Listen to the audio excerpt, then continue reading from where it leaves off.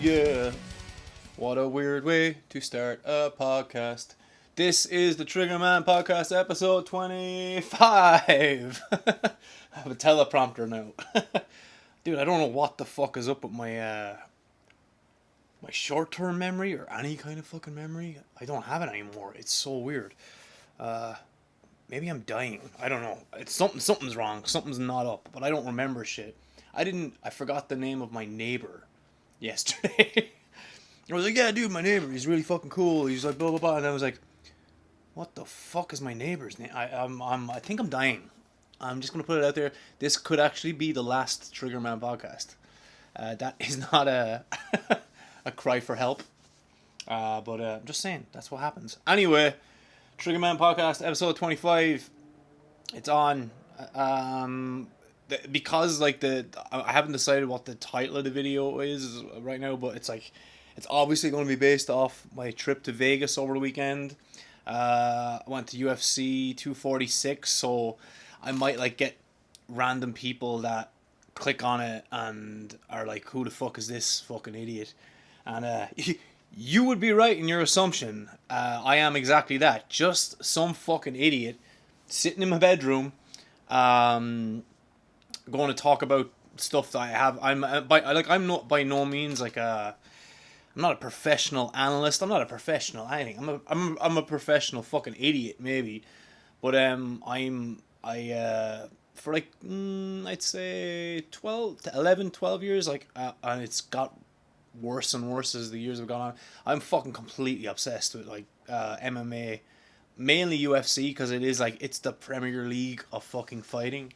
And it's just something I am completely fucking obsessed with. And yesterday, because it was yesterday, it's Sunday for me now. I literally just got home from Vegas. I'm back in LA now. And if you're watching this and you don't know who the fuck I am, my name is Jimmy Trigger. I'm just some gobshite from Ireland, which is cool, I guess. But I'm living in LA, so I'm a musician and everything else. And straight up fucking hustler, baby. Yeah, this is I'm conflicted as to what to talk about, because there's so many sides to, well, Conor McGregor, for fuck's sake, yeah, he's a full just like me, born and bred Irish. I'm born and bred Irish. I left there fucking 2011 because I wanted to pursue dreams, I guess, or something like that. Just try do something with my life that I couldn't do at home. That, and there's no fucking sunshine in Ireland. So once I got here and I got this, it's this thing. It's weird. If you stay outside long enough, your fucking skin turns brown or browner, and you feel better. I don't know what the fuck that is, but I fell in love with that and I really liked it. So it'd be cool if I was able to afford to go and live back and forth, but that's not an option right now. This is where I live. This is my home. There are my cats on the bed. This is my fucking shit. I'm actually really funny. We were driving around Vegas. I don't know why we came up with someone. Bob, one of my friends who I was with, and we were talking about net worths or something like that. And I was like, you can't believe the internet, dude. Because we were talking about Conor McGregor's net worth or whatever the fuck, and he was like, it's hundreds of millions of dollars. He goes, I'll just check it. He goes, no, it doesn't work. He goes, no, I'll check it. He checks it. It's yeah, 120 million net worth. I was like, no, that's not right. And I'll prove it. Watch this. And I googled my name, Jimmy Trigger net worth. Oh man, I should read it. It's really funny. 1 sec. Yeah, Jimmy Trigger net worth. I'm going, Jimmy Trigger net worth and salary. Jimmy Trigger is a metal singer whose net worth is $600,000. Born in 1981. Wrong. And then this lists bands that I play for. So not only do I not have $600,000, I wasn't born in 1981. Sorry, internet, you are wrong. It doesn't work like that. And then someone else found another one on another website and sent it to me, and it said I have a net worth of $89 million. Oh my god, I don't have 89 fucking dollars. What are you talking about? But anyway, so yeah, Vegas, fun. Went on Friday. And I completely forgot, like, you had to, like, even like the weigh-ins is like, if you don't watch UFC, you're probably going to be bored out of your fucking mind listening to this, or maybe not, whatever. I swear a lot, so that's pretty entertaining by itself. But we flew in on Friday, and I had every intention of going to the weigh-ins because it's free, and totally forgot to book the free tickets. So we got to Vegas and we were like, ah, shit, sold out, checked, no more free tickets. So we hung out. Just so happened that actually Tool, the band, were playing in the T-Mobile where UFC was the next night. So like we went to see Tool instead, and we scored like fucking insane tickets, and like fucking something like, I don't know, 15 rows back, dead center from the stage, and it was cool. It's Tool, for Christ's sake. It's like, I always said, like, the worst fucking thing about the band Tool are their fucking fans, man. I'm not trying to be a dick. Like, I am one of their fans. So, by the way, I'm a huge hypocrite. Don't worry about it. You can point it out in the comments that I'm full of shit and I'm a jack off, or I don't know what I'm talking about, or all other nice things. Whatever you want to say about me or to me, it's totally fine. I've literally got no fucks left to give. I don't care anymore. Especially if you're a Tool fan, you're not gonna like this part. I probably hate you. I'm just putting it out there. So, whatever, since I was young, there was like two bands that I just wouldn't get into out of principle because their fans were such cunts.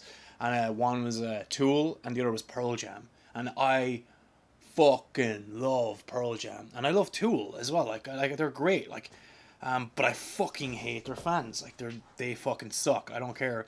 Just pretentious arty wankers that look way too much into what these four guys are creating, and probably misinterpret a whole fucking world that they have created. I mean, it drives me crazy. And the same with Pearl Jam. When I was in school, all the cool rocker guys were like, Pearl Jam, you wouldn't understand, you wouldn't get it. I'm like, bro, they're human beings writing songs. The fuck are you talking about? I get it. It's a fucking band. Relax. Like, Jesus Christ. And oh yeah, I've seen Tool 4 times, and like they're perfect. Like the fucking musicianship, they're just like, they're perfect. They're a fucking amazing band. They're absolutely incredible. The Why I liked this show though the most, and this, I sound like such a dick, dude. I will fuck all your lives up, goddamn cat. Maynard, the singer, as everyone thinks he's like some fucking like walking god or something like that. Personally, I think he's just a dude that likes growing grapes and making wine and sings in a band and does jujitsu and all this stuff. Like, whatever. He's a normal fucking guy. I don't really look. I don't see any people like that, to be honest. Like, so, but he wasn't on, and by that, like I'm a singer. Like, again, if you don't know who I am, I'm a singer. Like, look up my band, Trigger Within, or something like that, or other bands that I've been in, or just Jimmy Trigger. Like, singing's hard, man. Like, you are the instrument. It's fucking hard. And this is the very first time I ever saw Tool where Maynard wasn't really on. Like, there was a couple of songs, not one or two, like a couple of songs where he's singing like kind of and honestly, it made the fucking show for me.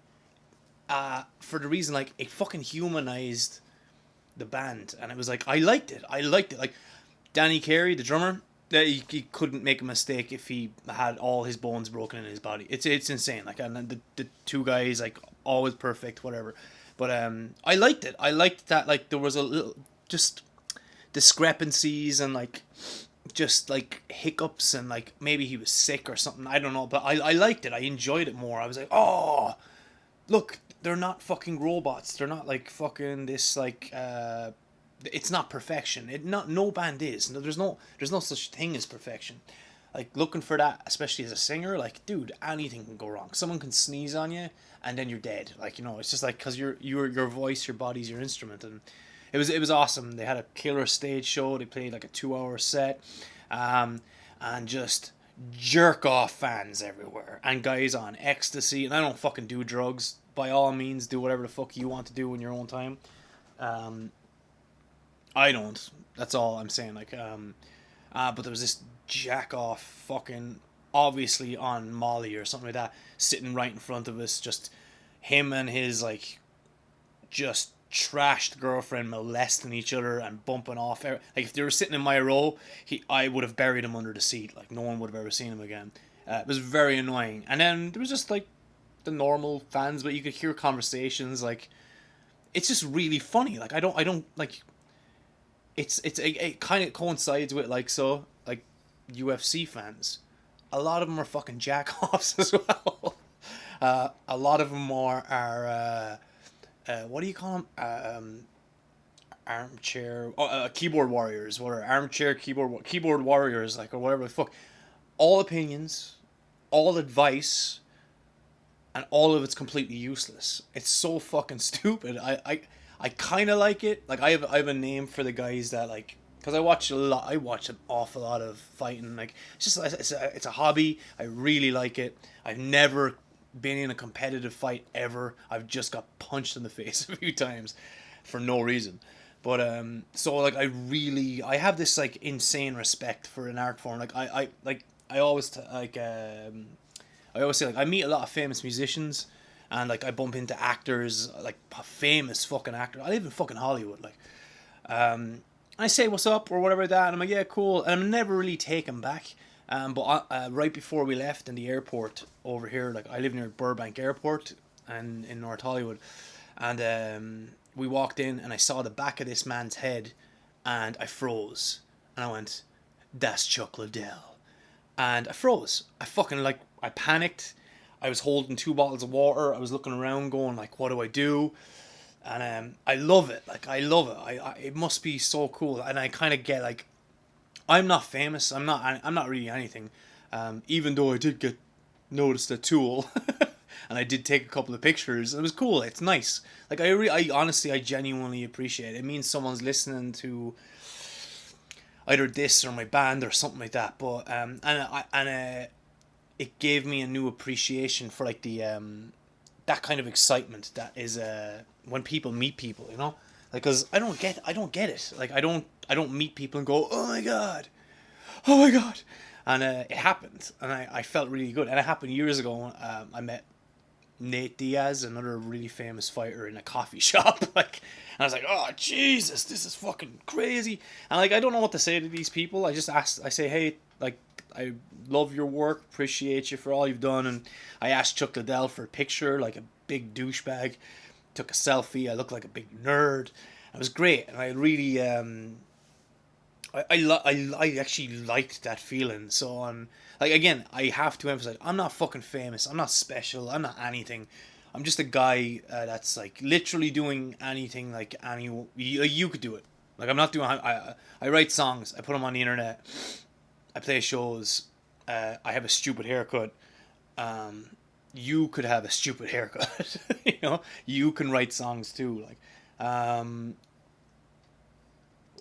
but as much as I don't get, like, when people ask me for pictures or want to tell me something or tell me stories about their life or something like that resonates with them. A perfect example is like kind of like people tell me like, my music, your music helped me, and I'm going, all right, I don't know what to do with this information, but I'm always nice about it, and I make it a point to be nice about it. And like, just like a few people in Vegas, they wanted pictures. It's like, yeah, like, absolutely. In my head, I'm going, I don't know why, but that's cool. And I'm sure, like, I overheard Chuck Liddell saying it to another lad on the airplane because they wanted a picture as well, and even Chuck was like, it's totally fine.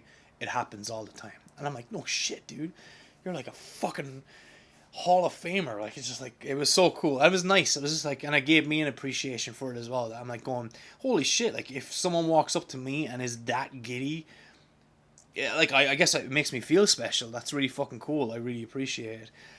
Yeah, so anyway, hopped on the plane, 45 minutes to Vegas. I don't know why the fuck I ever drove to Vegas. Like, because it can take anywhere between 4 to 6 hours or 7 hours to drive there. I'm like, wait a minute, 45 minutes.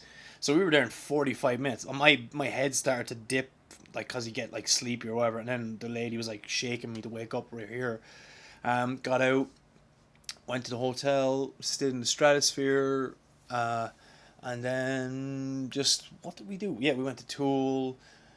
hung out with a bunch of douchey Tool fans. The T-Mobile Arena, it was killer, but I was like so obsessed with like where we were sitting, and like I knew that tomorrow night the Octagon's going to be right here, and history's going to be made in sports, and it was a great night. We went to like a couple of I like the dive bars in Vegas. They're fun. Bumped into a couple of friends. It was really cool. And then but the next day, that's what we're all here to talk about. Like, so UFC 246, and the headliner was like Conor McGregor versus Donald Cowboy Cerrone. And I was so fucking giddy. Yet again, I always hear people like, "Oh my god, I'm going to see my favorite band, and it's going to be absolutely amazing," and "Oh my god, I'm so excited," and and I'm like, I never have that, like, cause the like shows for me, like music shows for me, are kind of ruined for me, cause I've seen behind the curtain, and it's not all it's cracked up to be. Like, it's like, it's not like like, if you ever read like the Motley Crue books, like the Dirt and stuff, and I'm like, I've read those, and I read all about like LA and Hollywood and on tour and all like that, and then you get to those places, and you're backstage or you're behind the curtain or whatever like that, and you're like, oh, this is kind of shit.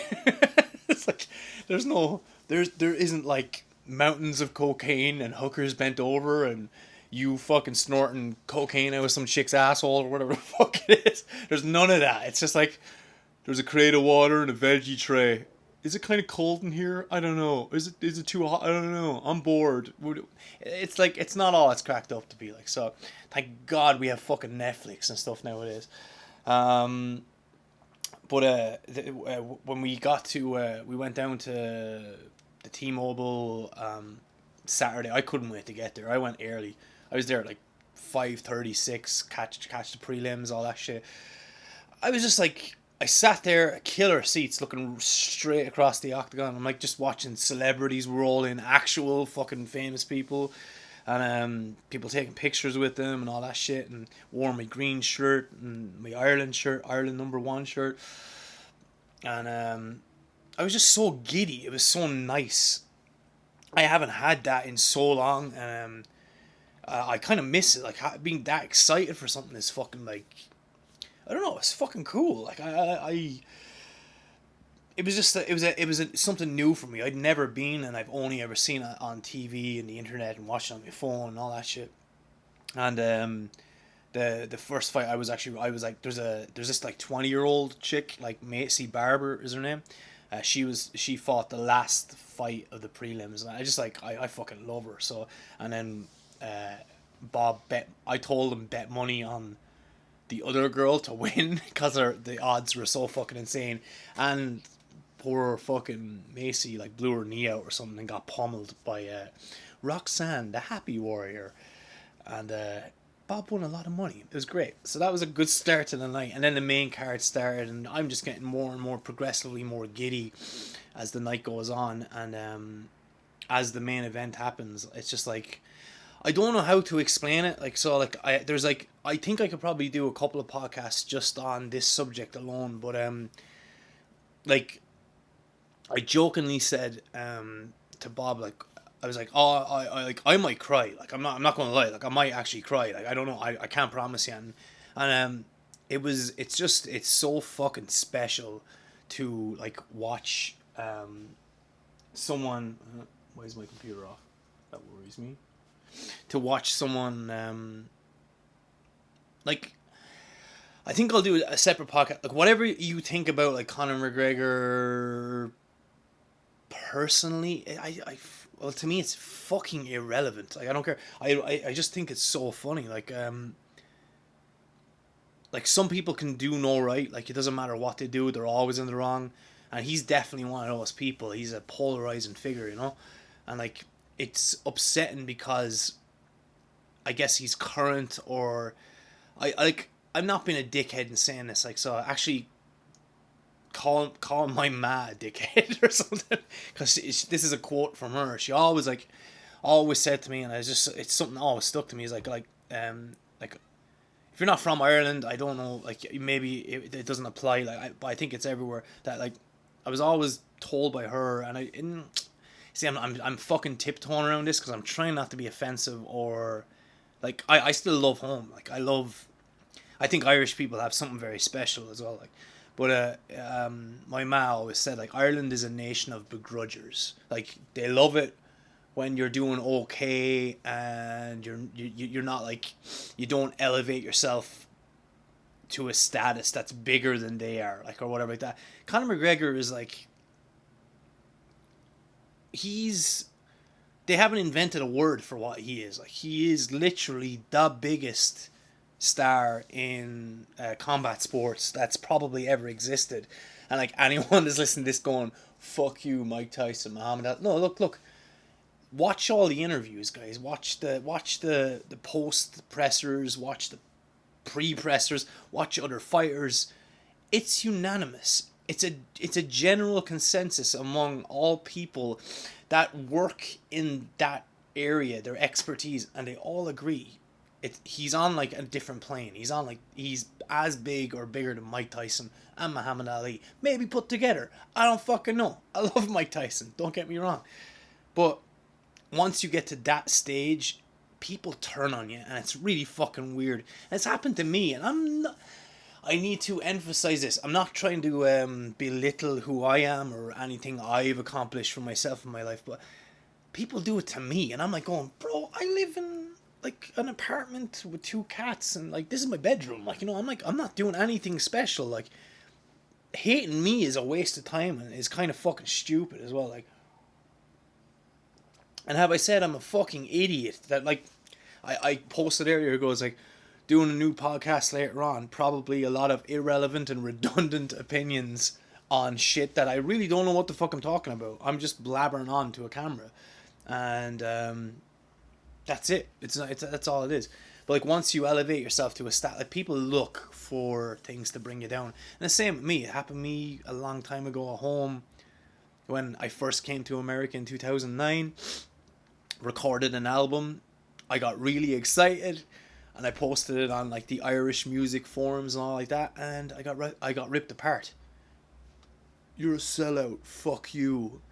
You're a fucking blah blah. Like, real fucking mean shit. And I was like, I don't know what. What did I do? I didn't do anything. All I did was try. And it's like, there's lads like that. And again, as I said, Conor McGregor, polarizing figure. He's done stuff wrong in his life, but here's the thing. If you're sitting there watching this, or you're sitting here, you're sitting doing whatever you're doing, listening to this, if you can honestly, absolutely, what's the word, unequivocally tell me you've got to this day in your life, no matter if you're 21 or 2 or 34 or 5 or 6, not like on Google where I'm 38, or you're 50 or whatever, if you can tell me you've got this far in your life and you've never offended anybody or done wrong to somebody or potentially fucked someone's life up beyond repair, like, I don't believe you. Like, I'm sorry. Like, I don't, like, because we're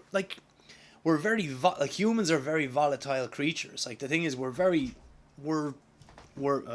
guys, I swear to God, we're very fragile. We're very emotional driven, and like, I always remember a story. I to this day, this happened like 20 years ago. I did a show at home in just outside Kilkenny, where I lived, and me and my friends, like, again, this was like, by no means aimed at anyone. Me and my friends used to call each other faggot, like faggots, like, shut up faggot.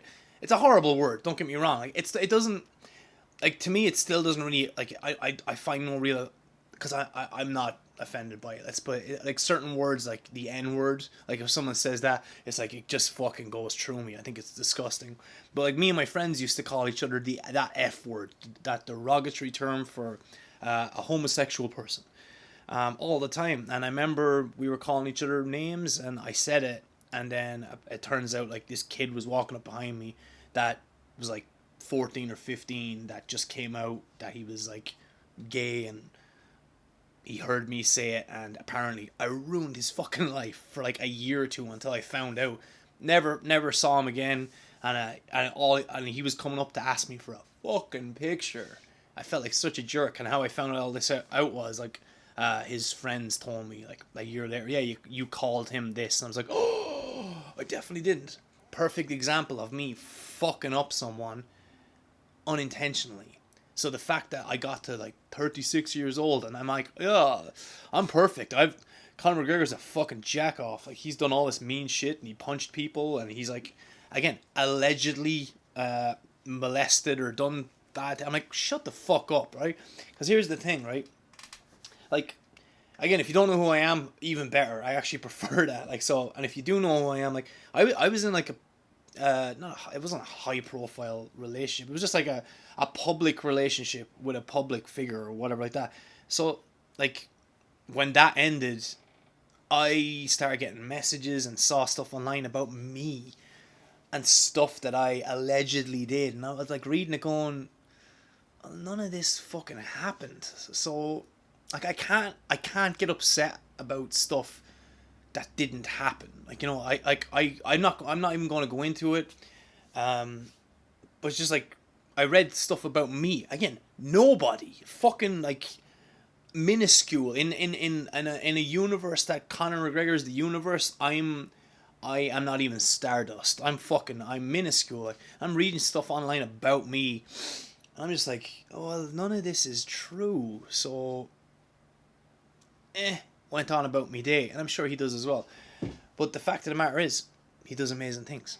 He did an amazing thing. Like last night, I can't even explain like the energy in the place, the fucking like it was just so nice. And the best thing about it was the fucking respect between everybody was just insane. Like the respect between the two fighters. Like when it comes to MMA, there's lads I'm not a fan of, but I fucking think they're amazing. Perfect example is like, if you do watch MMA, you know the rivalry between like Khabib and fucking Conor, and like they don't like each other and all that shit. And like, if you're Irish, you shouldn't like Khabib, and if you're Russian, you shouldn't like. I'm like, nah, I don't subscribe to that. I don't work that way. I can't work that way. My brain doesn't work that way. I get it. They hate each other. Just because they hate each other doesn't mean I hate him. And like the fact of the matter is, like, Khabib is like the best, if not the best fighter, he's like one of the best fucking wrestler MMA guys out there ever. Like, he's undefeated, for fuck's sake. Like, I don't like. Honestly, I'm not saying this because I am a fucking Conor McGregor fan. Like, he didn't beat the shit out of Conor. I'm sorry. Like, I don't care. You can argue that till the fucking cows come home. He didn't hammer the fuck out of him. Like, you know, definitely beat him, obviously. Like, so, and definitely outclassed him in every way. In that first fight, but like, he didn't beat him up. Like, he's better. That's all. He's just better. But yeah, anyway, last night, different energy. Like, Donald Cowboy Cerrone. Like, what's not to fucking like? He's an absolute legend. I've watched probably like not every one of his fights because he's fought like 1,000,002 times. Most of his fights, like, so I never saw him in like the WEC days, right? Because I had no way to see it. But if you're not like, he's kind of like, if you're not a fan of him, you're not into this sport. You're not into it. Like, and then the way they treated each other and Conor and blah blah blah blah blah, and the whole energy building up to it, and when the lights go out and the fucking roars of the crowd, and Donald gets cheers and I'm cheering for him, and like then, but like Conor comes out and it's something different. It's like I witnessed history last night, and it was fucking insane. It's just like again, like all new experience. I don't know how to describe it to people that aren't into this sport, but like when you walk, yeah, the Sinead O'Connor song comes on. The crowd is singing ole ole. I'm fucking getting hyper emotional. I put out my hand and my hand is shaking. I'm like, why the fuck am I nervous? Like, I'm not fighting in a cage. But it's the fact of the matter is, right, to me, what he represents to me, all bullshit aside, all drama aside, like, he represents someone that's come from the same place that I grew up, like small island, not a whole lot of opportunities, and like he put all his fucking chips on himself. He gambled on himself. He did everything himself. Like, he did, like, he's as self-made as he can, and he came from fucking nowhere. And like, that's why to me it represents so much. For me, it's like, fuck, man, that's hope. Like, there's hope there. Like, again, I need you to listen and not fucking think, yeah, but, and like, no, I don't need the yeah buts. Listen to me, trust me, like, it's important. He's an absolute inspiration. I don't care what you fucking think. I have to keep reiterating that. He's an absolute inspiration. He came from fuck all as well, like, so, like, he became this, he is an artist. That's what this is. It is mixed martial arts. He is an artist. As much as I'm an artist, writing fucking songs and all that shit, like, he's a fucking artist. End of story. That's what it is. And when he came out, to me, like, I wasn't like nervous. I can't even describe the fucking feeling I had. I was literally, my body was trembling. I was like going, oh my god, like, I actually feel emotional right now even talking about it. It's like, it's hope. Represented hope for me. That, like, and I even, like, as he was walking out, I was like, I want to go home. I want to write some songs. What do I want to do? I want to climb a fucking mountain. I'm like, it just, like, it invigorated me. It gave me energy. And, like, it's really funny. When we got there, there was these, like, 3 young kids, like, straight up from Dublin. Like, so straight up, like, again, if you're from Ireland, you'll get it straight away. Like, but they're like what we would class as straight up scumbags. Like, so the fucking slopey heads on them, the alright lad, alright bud, fucking story on that, like those kind of lads. Like, I'm fucking terrified because I'm like going, oh yeah, lads like that I'd avoid all the time. They're sitting here, but like, they're 3 young men. They travel across the world to probably see a real life superhero in Conor McGregor, because he came from their area, roughly their area, you know. And I was like, this is what it's all about, lads. This is like, it's all about inspiration. It's all about fucking struggling. Dare I say, my catchphrase: strive, struggle, succeed, repeat until achieved. Conor did it, lads. I hate to say it. Like, I know you don't want to hear it. I know a lot of people don't want to hear it. He did it. Like, he's become something that's like an absolute phenomenon and an absolute inspiration to not just like to mainly to me, I think Irish people especially, but like the whole fucking world. Like, it's just something so special, and everyone wants a piece of that cake, which is hilarious. Like, so, and like when the whole energy, the arena, everything that was going on, and then the announcement, fucking Bruce Buffer and his funny jackets, just like, it was amazing. Like, and then when the fight started, everyone around me just like, it was the weirdest fucking feeling I've ever had in a crowd of people that were all like, it was just so strange. And then, like, it happened. Like, if you haven't seen the fight, it's 40 seconds. It's on Instagram probably, you know. It happened, 3 shoulder strikes, and everyone around me went, what the fuck was that? Broke Donald's nose, fucking head kicked him, and a couple of hard left hands. The fight's over.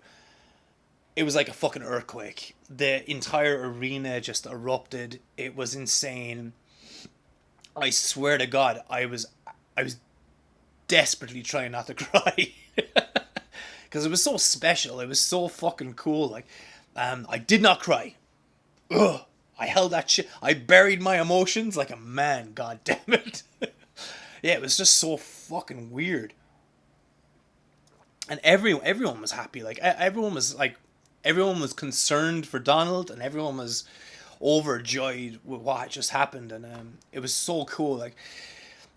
Like they do they announce the winner, Conor. Obviously, eruptions. Everyone's singing. It's ole ole's. It's fucking chaos. It's amazing. Like, the energy is insane. There's flags flying. It's fucking beautiful. Like, and then Donald stood up, and it was almost equal. Like, like, I was so proud. Like, it was just like, we just drowned him with praise as well, because he's a legend, for Christ's sake, and the respect and everything. It was just fucking, oh god, it was beautiful. It was so nice. Honestly, it's an inspiration, lads. I think I'll come back to it when I process it better, and like, I think I'll go deeper into the, like, why we think certain things about certain people. I think Conor is just a great example. Again, a polarizing figure, like who he is in the sport, who he is in the world, who he is in, like, a small little nation where I'm from. I think I'll come back to it sometime, but like, I just wanted to do this podcast like straight away just to express my emotion like that. Like, it really is about like, if it's the excitement I felt, like the excitement I felt meeting Chuck Liddell or something like that, or like being there, and like the excitement that the person, like when I was at the show, asked me for a picture, so giddy and excited, oh my god, and I was like, Jesus, this is fucking weird, like, and like Bob was like laughing at me because he's like, unbelievable, because like my friends don't think anything about me like that, like they're just like, Jimmy's an asshole, you know. So he's a tattoo looking fucking asshole with a stupid haircut. That's because hey, look, that's what I am. Like, you know, I can't even argue that. But experiencing all those emotions in the last 2 days, it was just like, it was magical. It was fucking magical. I don't want to go on about it too much, but it was beautiful. And my message from this podcast. Like, I just want people to like really ask themselves, excuse me, goddamn cream in my goddamn coffee, excuse me, like, if you really are begrudging people, or you really don't like you're allowed to have your opinions on people, but like, I don't think it brings you. I don't think it brings you any happiness. I don't think it's going to do you any good in your life or your future. Or it's not. Look, lads, we need to start celebrating more. Like, even like a perfect example. Like, I always joke like about Jared Leto, like the actor, singer. What else does he do? Model, whatever the fuck he is. Like, it's so funny. I fucking hate Jared Leto. You know what? I can't even explain it. I just don't know why I hate his face. I think he's probably one of the best actors I've ever seen, and that kills me to say it as well. But I've no reason to hate Jared Leto. It's so funny, but I have to be able to tell myself that that's kind of fucking stupid. I don't have a reason. I can make up alleged stories as well. I can Google shit. Like, for fuck's sake, John Lennon used to beat up women. What the fuck are we talking about? Michael Jackson used to apparently, allegedly fucking fuck kids. What are we talking about? Elvis married a child, for Christ's sake. Like, you know, these people are fucking still legends. And again, as I said to someone on Facebook earlier today, like, cause they kind of like, I know the guys on Facebook, they're from home, like, and I get they're hot-headed and kind of emotional, and they weren't really attacking me, but they were. They're like, you're defending like an actual rapist or some shit. Like, well, there's no actual. It's all everything's alleged until proven. Like, and even like the shit I read about myself online the last few months, like, it's all alleged. It's just like, the thing about that is, if someone is like trying to take you down a notch or whatever like that, because you're achieving stuff, or you're at least attempting to achieve things, like the burden of proof is on the people that make the accusations. Like, I don't have to defend myself if you're making alleged accusations. Conor McGregor doesn't. Jared Leto doesn't. Like, so I can sit here I'll do a podcast on how much I fucking hate Jared Leto, and I have literally no good reason either. Like, that's the funny. I don't. You know, some people just have that fucking face that you just want to take like a perfect like red brick, just a lovely red brick with nice, and just fucking smash it into their fucking face. Like, was it my favorite scene ever of Jared Leto's in Fight Club when he gets his fucking head crushed? Like, lads, I can't explain it. It's completely irrational, and you know what? It's completely stupid as well. Like, there's no reason. Like, he's actually fucking so talented. I hate that guy. So, and you know what? Maybe it's a subconscious thing for me. Like, this is a lot of self-evaluation on my behalf. Like, maybe it's because, he's really successful in many fields that I would like to be successful in. You know what? That could be fucking it. Like, so, you know what that means about me? It means I'm fucking human. And that's it. And I said to someone earlier on Facebook, like, so, we're human. We're fucking flawed. But we need to become more aware. And I think the more we become more aware, I think the happier we'll be. Like, and we, look, guys, we can still not like people. And you can still not like people irrationally. No one is ever going to convince me to like Jared Leto. I don't know why. I have no. I bet you I'll bump into him because he actually lives on the hill over by my house. I know that, like, Hollywood Hills are like right there. They're right beside my house. He lives there. I'll probably bump into him at a Starbucks or something sometime, and I'll say hello, and I'll be like, fuck, he's a nice guy. Shit. It's just so weird. We're so fickle and weird. We pick dumb shit to not like people over. And I think, yeah, I'm going to shut the fuck up and do a different podcast sometime about that. Like, so, but yeah, moral of the story, the weekend for me is so inspirational. It was so special.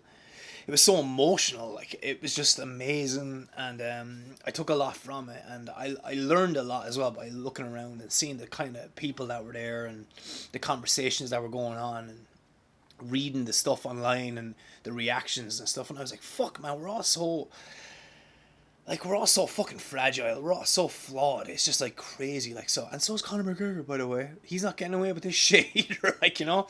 Now, in fairness, when he slapped that phone out of that lad and broke it, I think everyone liked that. Like, punching out lads in the head, it's not a good look, you know. But he didn't marry a 14-year-old. Just saying. Good job, Elvis. Whatever. Like, how the fuck did he get away with that? So yeah, just, I don't know, keep an open mind. Like, so, like I like to stay hyper conscious of things that I'm not fond of nowadays, and like people that I meet that I'm like, I don't know if I like that person, and then I'll fucking like delve into my stupid fucking brain and be like, why? Like, you're an idiot. Shut up. Like, you're no better. I'm no better than you. You're no better than me. Conor McGregor's no better than me. Like, so, like, Jared Leto's definitely not better than me. Fuck that guy. But you have to keep self-evaluating. I think it's really important that we do that every day. And yeah, that's really it. I hope you got something from this besides me rambling on. I feel like I did good this one. This was only like 40 minutes. I feel like that's a new record for me. That's a good fucking rambling right there. I'm gonna shut the fuck up because like I'm gonna try. As I said, every Sunday or every second Sunday at least, like, I have a Patreon. It's a patreon.com/Jimmy Trigger, and I put all the podcasts or any of my music or anything video wise that I create. I put a photography, all that shit. It's all going on the Patreon first. So if you ever want to, and I'm good at messaging people back there. Like, Instagram's too difficult. Like, over the weekend I must have got like 200 fucking messages. I can't, like, again, I'm not fucking famous, but I don't have the time to comment back to 200 fucking people. I always comment back to the people I know. That's completely different. Like, and that, because if it's friends or family or my ma or something like that. But it's really, like, I can't comment back to 200 people. I see all the messages and I read all the comments, and I love it. Like, and I take all those things into consideration as well. Like, even criticism, I'm totally fine. I'm down with it. It's no big deal. Like, again, it's like, again, I'm human. I'm fucking flawed. But yeah, I guess, like, we're all just getting up every day, trying to live our lives and do the best we can. I'm gonna shut the fuck up, guys. Follow me on Instagram at Jimmy Trigger. Follow the Triggerman podcast at the Triggerman podcast. The Patreon again, patreon.com/Jimmy Trigger. Everything goes up there first, and then Wednesdays are when I'll drop it for the general population, all the fucking peasants that won't give me $1 from a Patreon. Yeah, use that to fuel your hatred for me if you need it. Like, so that motherfucker asked me for $1. Who does he think he is? I'm broke. That's who I am. I'm not worth $89 million, okay, or $600,000. I need to pay rent next week. Fuck faces. Let's go. All right. On that note, I really do hope you got something from this. I hope everyone has a great week. All that shit. Comment, send the messages in. I'll see them. Any questions? Blah blah blah blah blah blah blah. Be safe. Strive, struggle, succeed, repeat until achieved. This is the Triggerman podcast. Peace.